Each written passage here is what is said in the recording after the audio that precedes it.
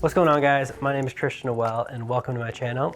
If you're new here, I'm an editor and a colorist. A few weeks ago I put out a cool little running video and I thought it'd be interesting to just do a live commentary walkthrough on specifically the color aspect of that and just talk you through my process and kind of do a bit of a live color speed run specifically in DaVinci Resolve.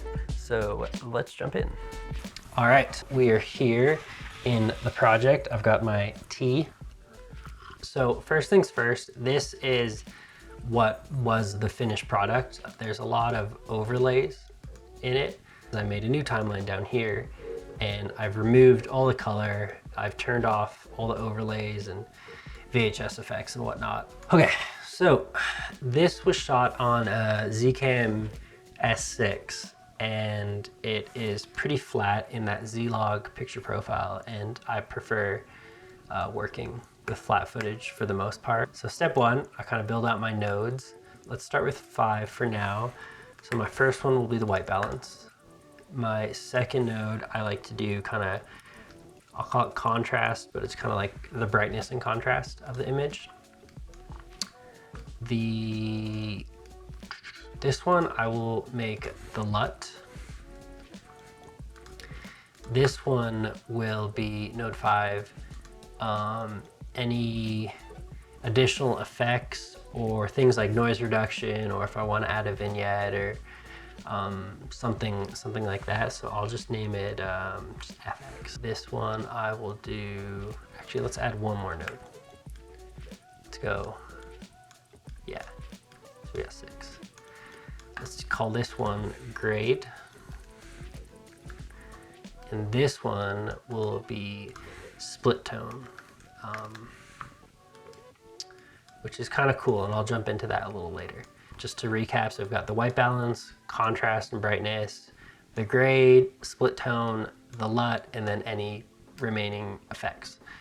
So first thing I like to do with flat footage, I like to get it to like a Rec 709 base point. So if I'm working with red footage, I'll do like red to Rec 709 or Sony, etc. So for Z-Log, there's an interesting plugin which is pretty handy. It's essentially a Rec 709 LUT, although you can change it. So this output is whatever that is, sRGB AX2. I don't really know what that means, but I'm gonna change it to Rec 709 for now. So for those who don't know, Rec 709 is kind of the old school like broadcast color. So it kind of gets it to a nice, clean, even tone throughout and like well saturated, but not like crazy or in your face stylized. So it's a good like starting point to get it to like a nice clean looking image. And then from there you can affect whatever look you want to do on that. So for this, I'm not gonna go too crazy. Like I said in the intro, I'm gonna do a bit of a speed run through this. So first things first, the white balance looks good, but let's check it on his shirt. Yeah, I don't like it. I like it better the first time. Let's go to the contrast. So when I'm affecting brightness and contrast, I'm always looking in this like waveform panel. So if you're not familiar, this is your lift, gamma, gain in DaVinci, and they essentially act as your shadows, midtones, and highlights. Although there's a little bit more to that story and it's a little more complicated than that, but that's essentially how I like to think of them. What I'll do is I'll start by bringing up my highlights, not even looking at the image right now, and then I'll bring up my midtones to kind of a good middle of the road, and then I'll pull my shadows back down, which will pull my midtones down with it. So it's kind of a weird dance that you do, but do that and then it kind of puts a little more contrast in the image. So do that a couple more times.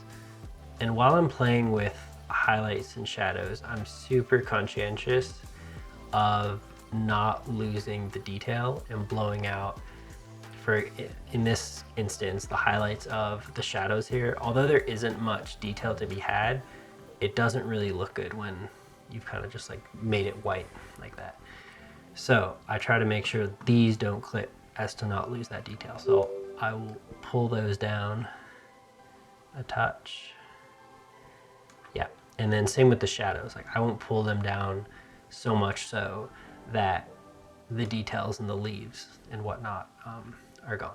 So kind kind of bring it down as much as I can. I could probably get away with a decent amount pulling it down because there's a lot here that just like can't be seen. And then I'll pull the mids down a little bit. Give it, yeah, that's looking nice. Cool, and then I might pull the highlights up just a little bit to brighten it. Watching for those clouds. Sweet, and then let's go. And that looks pretty good. So from here, I might tweak just a little bit with, I call this node the grade, and essentially how I like to think of it is kind of pulling your shadows and your highlights in the preferred direction that you want. So if you want kind of a more moody image or you want something more bright and cheerful, that's kind of your opportunity to do that. So right now the image does look a bit green to me. So what I might do is go green in the highlights just a touch, and then in the shadows go the opposite, kind of more purple. Magenta, excuse me, a little more magenta. And then kind of repeat that. Cool. So yeah, I mean, I'm pretty happy with that to start. So let's move on. All right, so this next shot I shot on a different lens, and when I try to copy the color over, it just does not interpret colors the same way, unfortunately. So for this situation, I'll just get Resolve to do its auto match feature. So the way I'll do that, click on the image, right click on the colored one, shot match to this clip, and it's pretty good. Pretty darn close.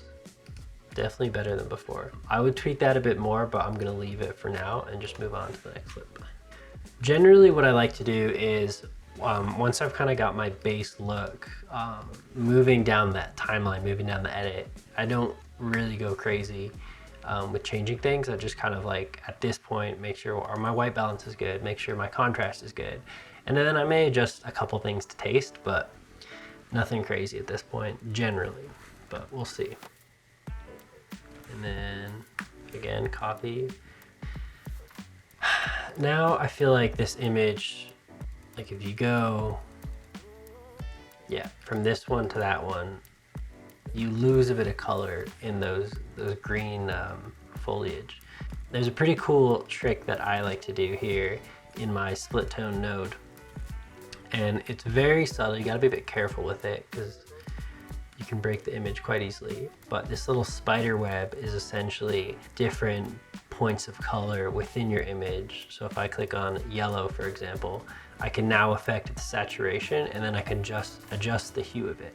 So if I crank that, yeah, everything within that yellowish color gets cranked, and obviously that looks horrible. But what I can do here is I can pick my greens and I can push them just a little bit, just so they can match the previous shot a little better. So let's pump that up. And I call this node split tone because oftentimes I'll like to take opposite colors and push them just to give that like split to the image. Yeah, see, that's just like a subtle pop in the green there. Boom, boom, boom. Nice. This little push and shot. So this is all super dark. So looking at my waveform here, a lot of those blacks are too crushed, in my opinion. So I'll bring those up to get that detail back.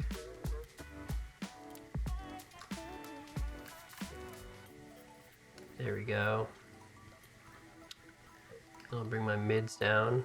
Just be a little careful. See what I can do with my highlights. Pull them down, push them up. Yeah, let's actually move my mids up. Let's pull the highlights down to get that detail kind of up in this cloudy area back a bit. And then I can pull my shadows down just ever so slightly. Cool, I like that. It still looks a little dark to me, so I'm gonna pull those mids up just a touch more. Or a fair bit more, actually. Okay, and then shadows back down. Cool. Yeah, it's a bit better. Nice. Oh, now this is kind of interesting. This I was going for like, it has more overlays, but essentially like a VHS home movie look. So if I copy that over, that it just looks too bad. So I wouldn't do anything crazy with this. I think to kind of get the effect I'm looking for, I'll just crank that saturation up, maybe 75. Maybe add a little more contrast. And that's probably it. Just to kind of lean into that degraded analog look. Yeah, make it a little more blue. Yeah, I like that. That's pretty cool. One thing I look out for when I'm coloring is the skin tone. I find is something that when that's off, your brain will register that pretty quickly. As soon as your skin tone starts going more of like an Oompa Loompa look, your brain picks up on that and then it just looks bad. He is looking a little orange, but I'll first adjust the white balance because it does feel a bit warm. Cool it down a bit, that helps. What I do sometimes as well with this split tone is I'll pick his color there, which will probably be pretty close to this sand, but I'll just pull the saturation down just a little bit. Just to get that Oompa Loompa look out. I think that's good. Cool, and that's it for a first pass. So generally what I'll do is I'll like get my first pass color down and then I'll go in and tweak from there. But I'm pretty happy so far with kind of where it's at, so we can give it a watch.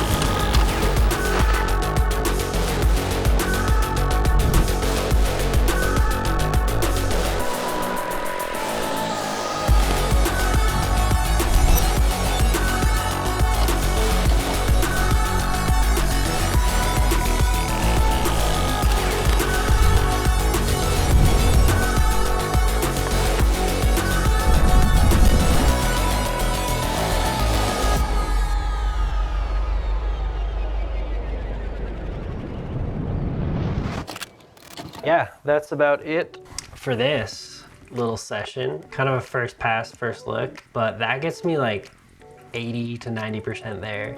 I hope you found this somewhat helpful and learned a thing or two. If you did, go ahead and hit that like button and subscribe. If you'd like to see any more kind of behind the scenes stuff or stuff like this, let me know in the comments and I'll for sure make something like that. But until next time, see you around.